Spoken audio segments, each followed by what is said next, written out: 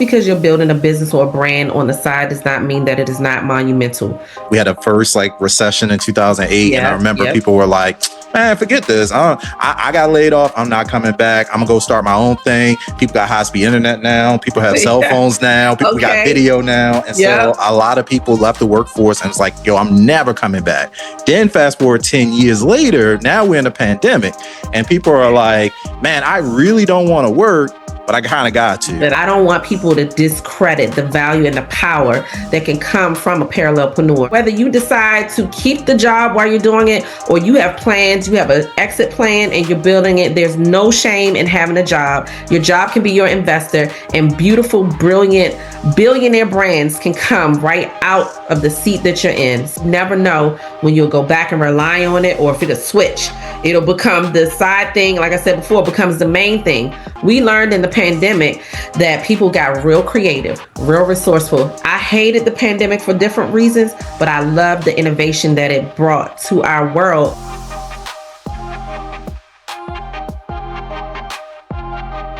All right, welcome back to another BSN Backstage. If we haven't met yet, my name is Brian Oles, president and founder here at Black Speakers Network. This is the space where we spotlight upcoming events, conferences, experiences, and connect them with you and our broader Black Speakers Network community. So check this out. If you are a professional building something on the side, let's say you are a federal worker navigating this incredible new reality that we have, or maybe you're someone who is just tired of networking events or traditional events where people are just standing around hoping that the right person will walk up to you and have a great conversation.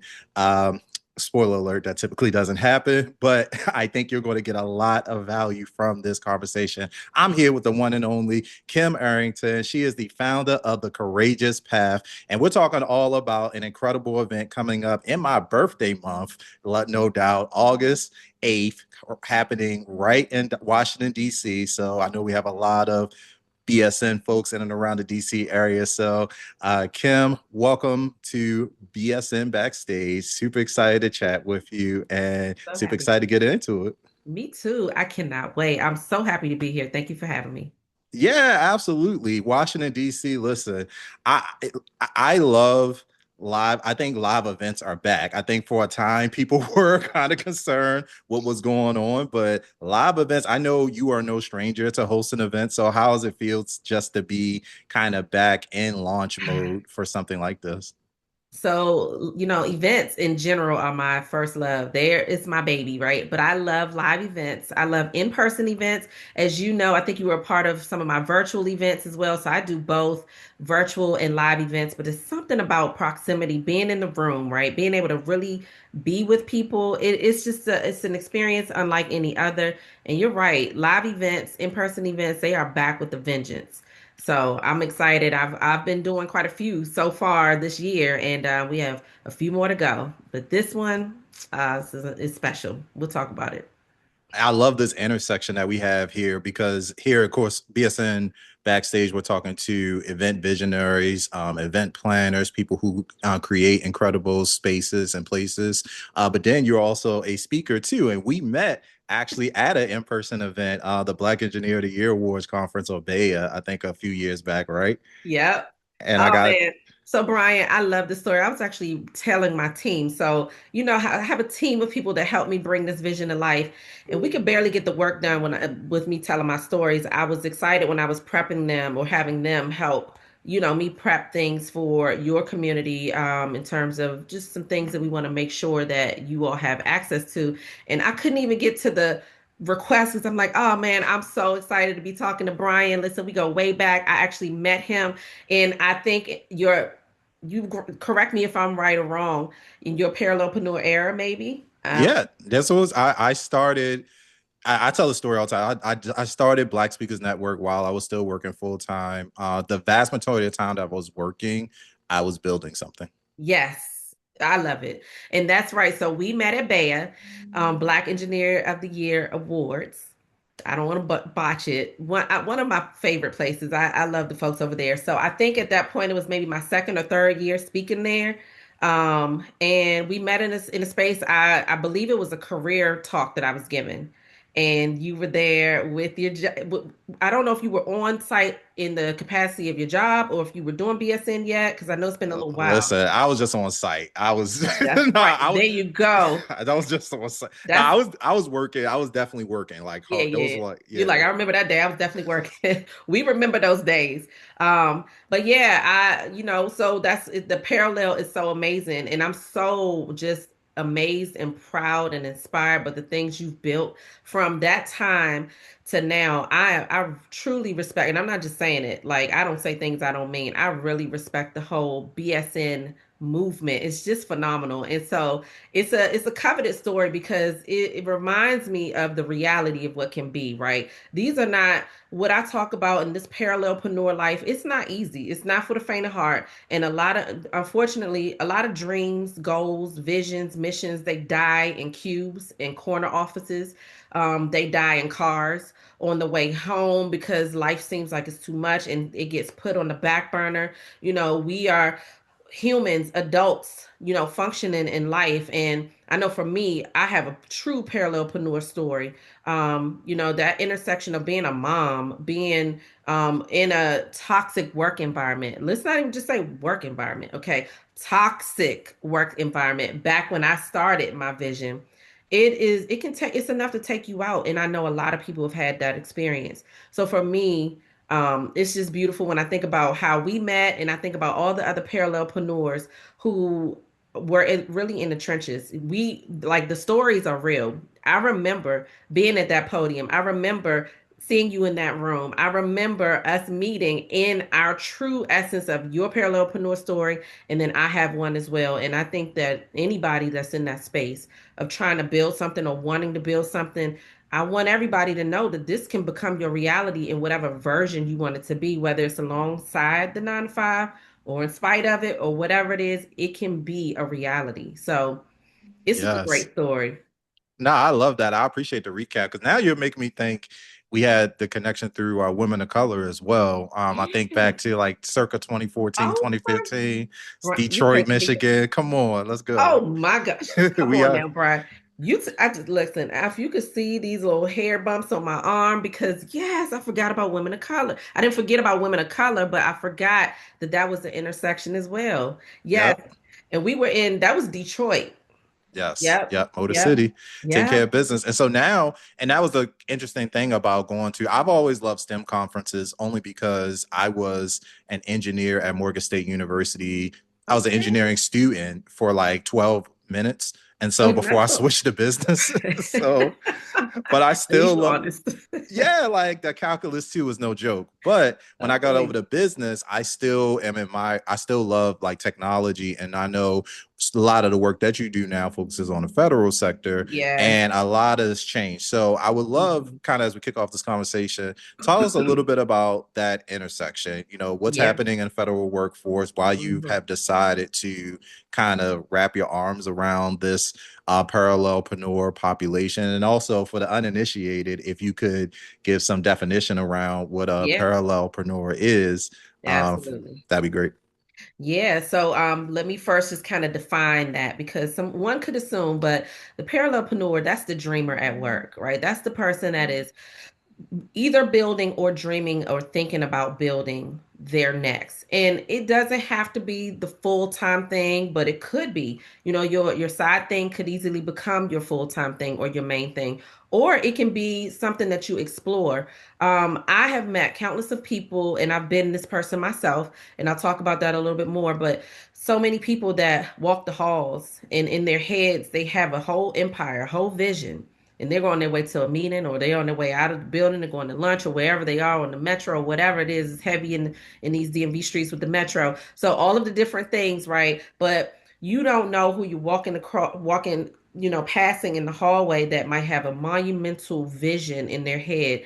And now, so that's that person, the parallelpreneur, that person that's juggling it. Some are succeeding in it. So I don't want to make it seem like it's all dismal. I do know there's a percentage of people that are successful, but I do know the challenges that come with that. And so that's that parallelpreneur life, that person that is in between. They are running alongside their jobs and their lives and trying to build a business. Entrepreneurship alone is already a thing, right? And then when you pair it with life and then you pair it with a job, it becomes something else. And so that's what the parallelpreneur life is about. And so I create content, experiences, activations. I have programs that just really support people to get those dreams birthed and not just to have them. I don't want these to be hobbies for people that are expensive. I want them to really see the fruit of their labor. And so I.e., make money.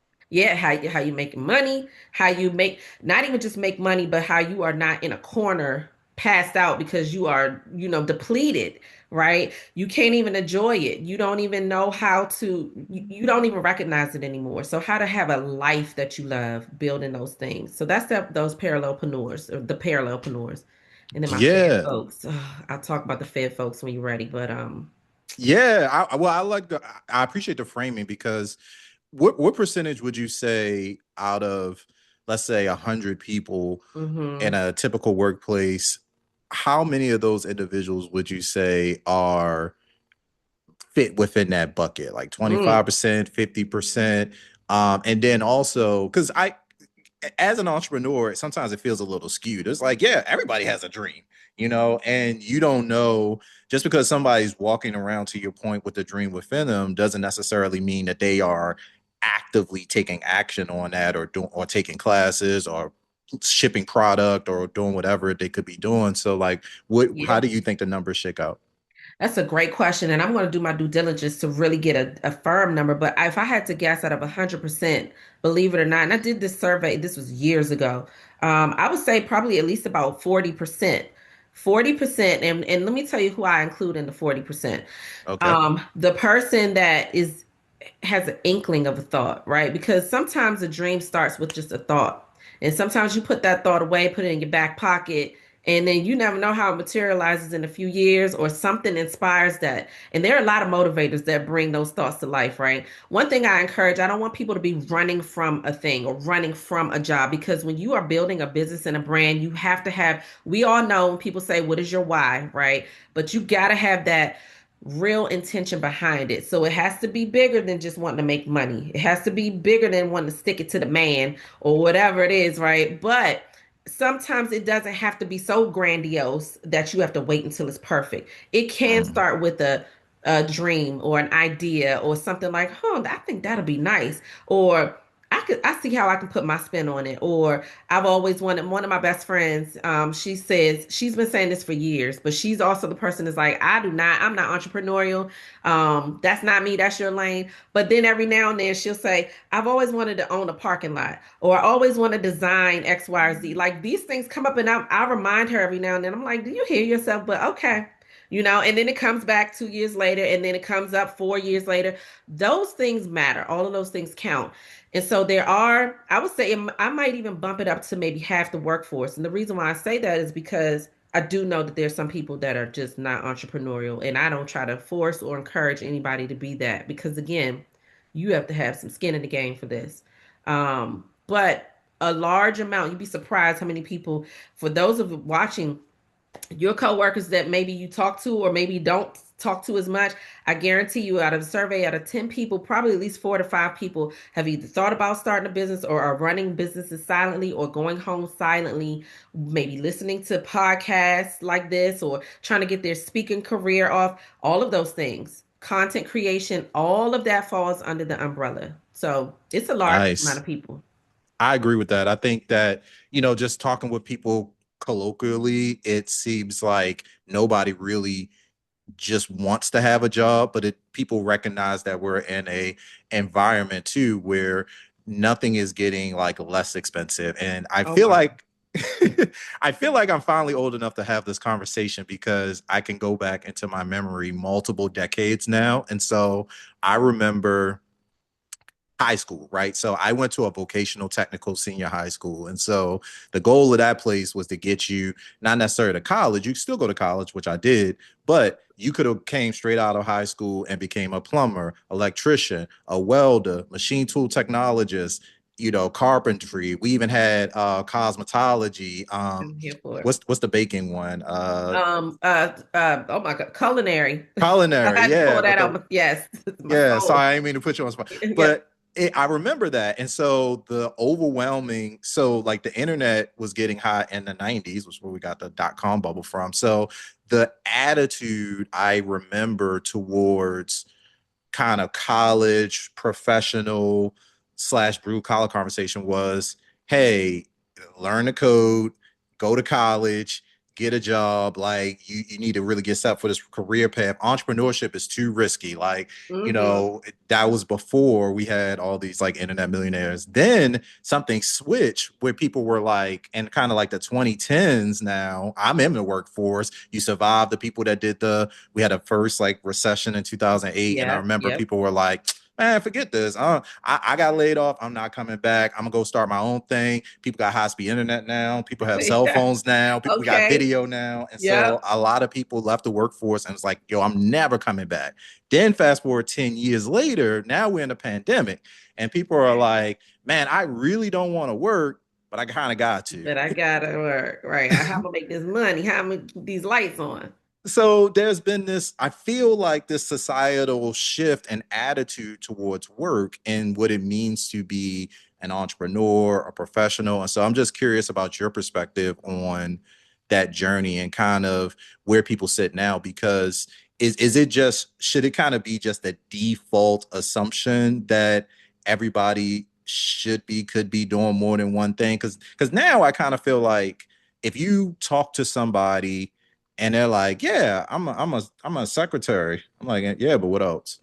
Like, does it? You're just a teacher? You're just an Uber driver? Is no way." So, like, is it kind of the expectation that as a society we're moving toward these kind of portfolio careers? Yeah. So that's actually, it's funny. I was just talking to my son.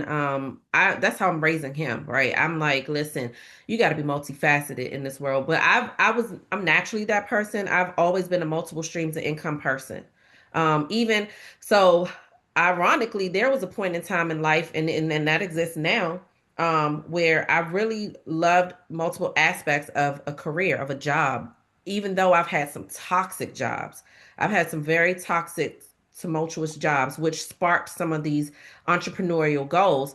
But I did also come have a moment in life where I loved my job because it was purposeful, it was meaningful, and I loved my team. And I was just like, thank you, God. Okay, I didn't know that this could exist because nobody talks about that. And I definitely hadn't experienced it. But even then, at the best, highest of high of the dream job, for lack of better terms, which I didn't initially thought could exist, I still had a yearning to make sure that I had other things going for multiple reasons. First of all, the economy, society, and the price, the cost to breathe and live in Facts. America, Speak okay, on it. alone, as a functioning adult, it's almost a requirement. You have to know how you're going to take care of yourself and your life and your livelihood, right? So the advice and the things that I say to the community is the same thing that I say to my son, which is what I say to myself. You want to make sure that you are positioning yourself for the best opportunity for success. If that combination is the entrepreneurial path only or the workforce only, kudos to you. But in most cases, especially the way we're going in life, there's a good cocktail concoction of multiple things. And it's not to exhaust a person, because I know it can sound exhausting, right? It can sound like, okay, so not only do I got to work and function, now you expect me to have a business and function, especially for the person that's entrepreneurial adverse, right? They're not entrepreneurial. It can seem overwhelming. But that could look like having a skill that you can monetize, having a thing that you're good at that you can amplify. It doesn't have to be monumental, but I definitely feel in my heart of hearts that you should have more than one thing in your back pocket. You never know when you'll go back and rely on it, or if it'll switch It'll become the side thing. Like I said before, it becomes the main thing. We learned in the pandemic that people got real creative, real resourceful. I hated the pandemic for different reasons,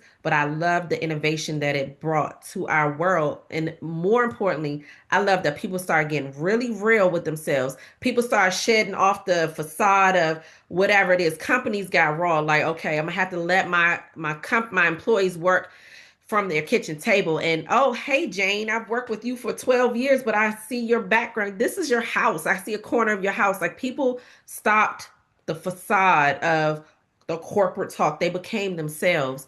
And that has lasted even after the pandemic, even though we're back in the world. So I love that piece, but people have to realize that in society, and we're going more and more and more into, honestly, towards the entrepreneurial space, especially with the emergence of AI. Okay, that's a whole nother That's a whole conversation nother concept. and the tap on the workforce. But you have to, I personally believe that you want to be multifaceted in this day and age. That makes perfect sense to me, and I'm glad you're passing down that advice to your son because I don't see another way forward either. I think that even within the domain of a specific job, they, by and large, are companies are looking for individuals who bring a variety of skills and interests. Particularly now, soft skills between the communication and there's a technical skill domain that's Yes, highly valuable still. yes. So that makes a lot of sense. How does that layer on to the federal workforce? We talked about them a little bit.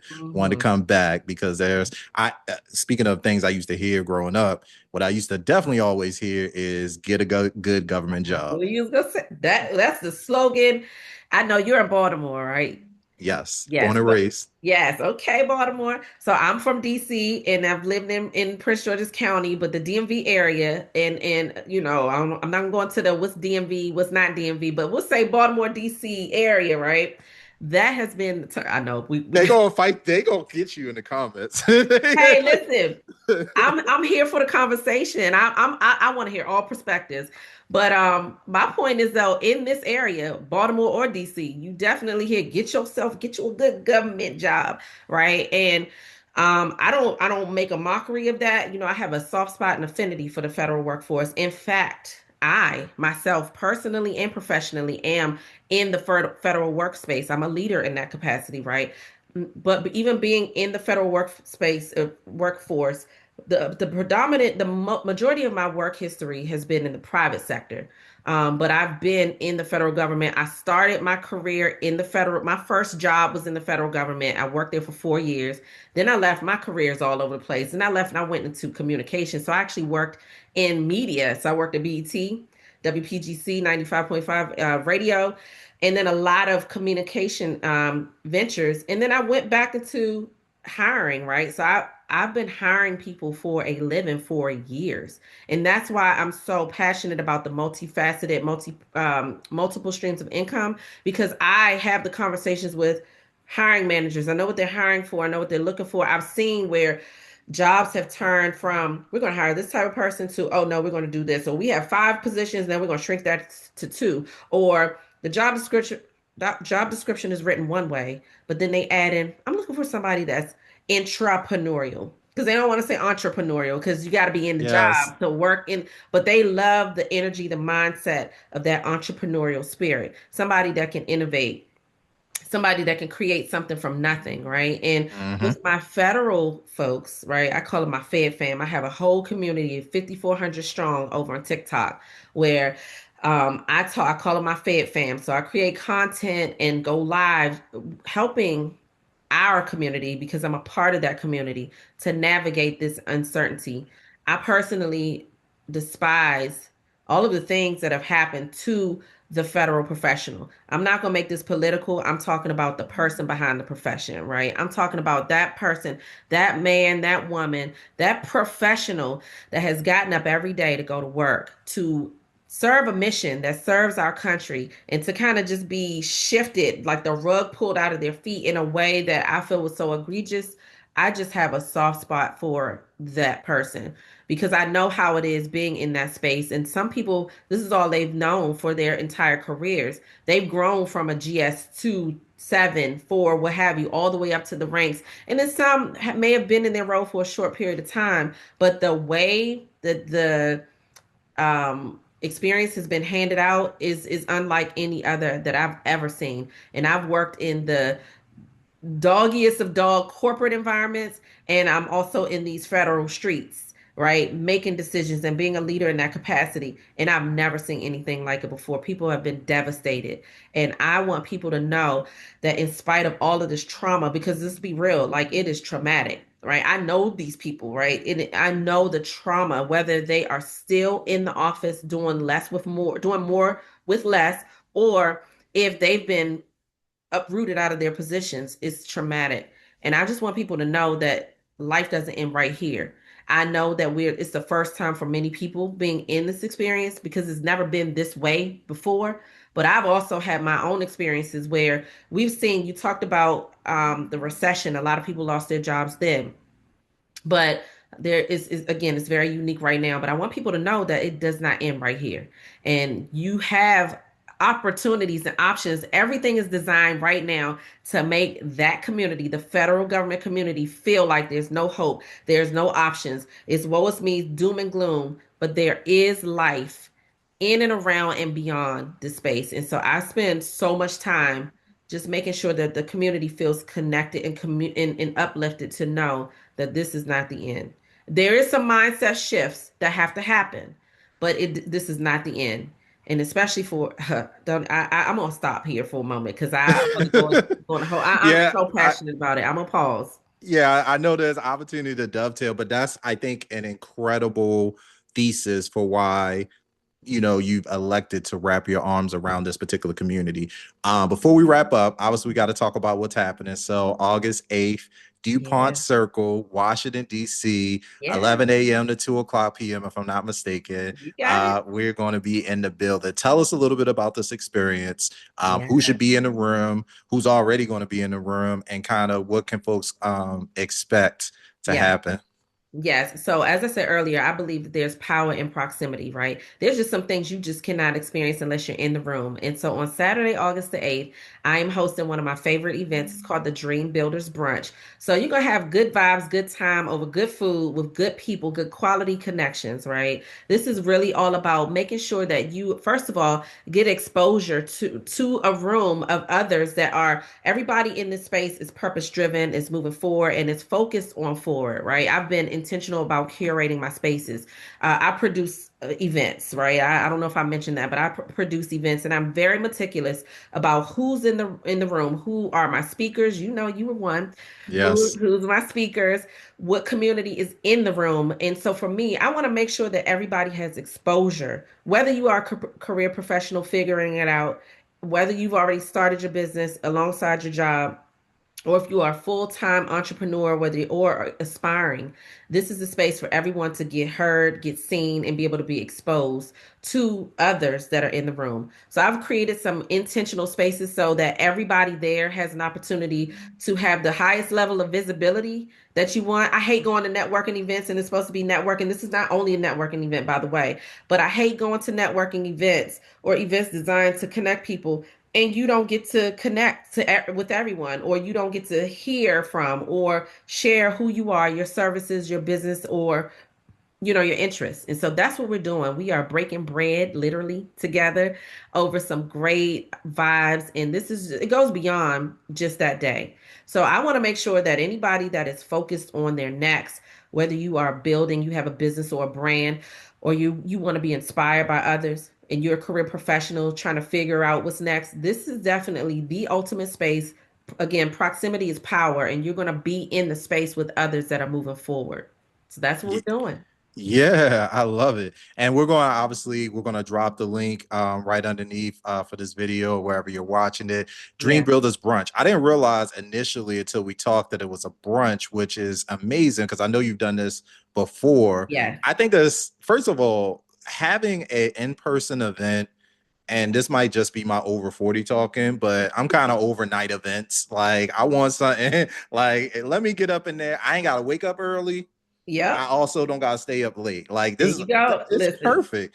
That's perfect. And you're Yeah. feeding us. So that's Yes, great. it's gonna be some good food. I'm telling you. So it's one of my favorite to host. This will be the third time I'm hosting it publicly. I hosted it privately for my direct mastermind group, and then I hosted it a few years back after I got my son off to college. So my son just went out to do his thing in college, and so Congratulations yes, I'm so proud of him. to both of y'all. Thank you. Yes. Yes. Thank you, Brian.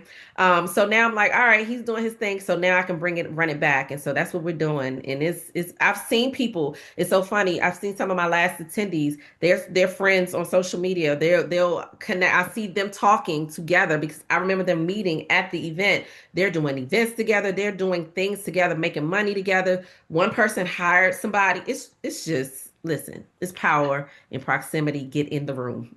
I'm Because telling you're bringing together, just from how you're talking, the community that we're serving. Think about it. Like you could be in there with corporate professionals, government professionals, you. Right.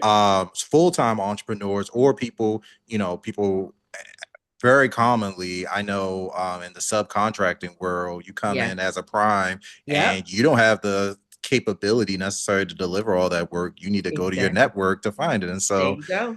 I I've been a subprime for contracts before. Somebody had the contract. I came in and made a good like $5,000, another $8,000, all of those things. So yeah, for sure. listen, this is where the conversation starts. So make sure y'all follow Kim on all the platforms, Kim Arrington, and also make sure you get in the building August the Yes. 8th, 11 a.m. to 2 o'clock p.m. DuPont Circle. I know Right. the final detail, the final address will be given to people who register, which I That's right. also like that as a dynamic. I'm like, Yes. we gotta you ain't It's a gonna little put exclusive, you're not gonna just pull up on You're us. not going to just pull up. Like I said, I'm intentional about my spaces. I like to make sure that the right people are in the right space and that it's all intentional. So you're gonna love it though. I'm telling you right now, especially if you're a speaker or author. Oh my gosh, for sure. This Is is there anything else as we head out that especially maybe as a final message to the parallelpreneurs of the yeah, world,